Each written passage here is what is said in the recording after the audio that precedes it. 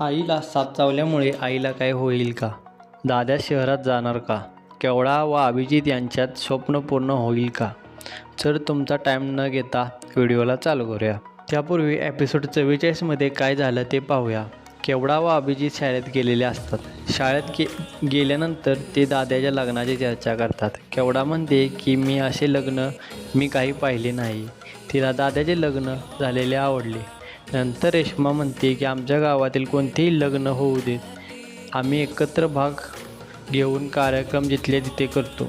नंतर सागर तेथे येतो, म्हणतो मला पण लग्न आवडलं. अभिजित व सागरमध्ये मैत्री होते. नंतर मधुकर साक्षीला मराठीची गृहपाठाची वही मागतो, तेव्हा जोटी उतरून मधुकरला वही देते आणि लाजते. नंतर घरी दाद्याची आई दीपीला घराची जबाबदारी घ्यायला सांगते. नंतर म्हणते इतक्यात मी काही जबाबदारी घेणार नाही.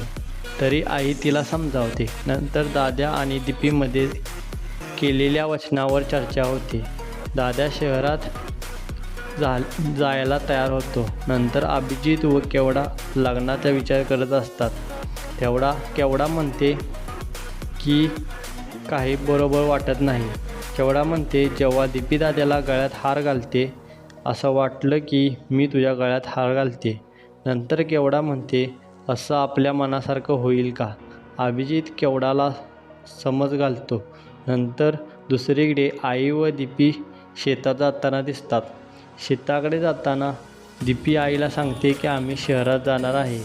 आईला धक्का बसतो.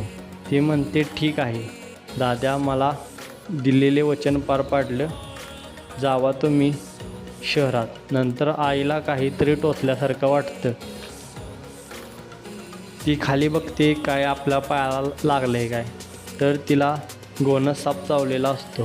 पुढे एपिसोड 45मध्ये आई आजारी पडलेली दिसणार आहे, तर तिचा जीवही जाऊ शकतो. यामुळे दाद्या शहरात जाऊ शकणार नाही. जर शहरात गेलाच तर त्याला परत यावे लागणार.